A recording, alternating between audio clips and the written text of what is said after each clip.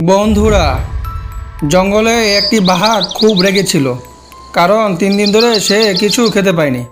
বাঘ গর্জন করে বলল, আজ যা পাই তাই খেয়ে ফেলবো।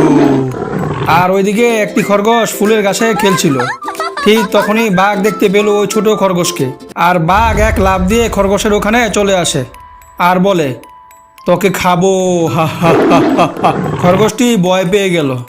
এরপর সে একটি বুদ্ধি বের করলো বাঁচার। খরগোশটি বলল, আমাকে খাবে ঠিক আছে, কিন্তু তোমার চেয়ে বড় একটি বাঘ আমি দেখে আসলাম। বাঘ একটু চিন্তা করে গেল যে আমার চেয়ে বড় বাঘ। খরগোশ বলল, হ্যাঁ, এই পুকুরে থাকে, চলো দেখবে। বাঘ পুকুরে গিয়ে নিজের প্রতিচ্ছবি দেখতে পায়, আর তখনই সে গর্জন দেয়।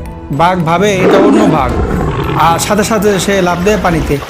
বাঘ পানিতে লাফাতে থাকে, আর খরগোশটি এটা দেখে হাঁফ ছেড়ে বাঁচে এবং সে দৌড়ে পালায়। বন্ধুরা, খরগোশের বুদ্ধিটা কেমন ছিল বলো? ভিডিওটা ভালো লাগলে লাইক দিও, এমন আরও ভিডিও পেতে সাবস্ক্রাইব করো।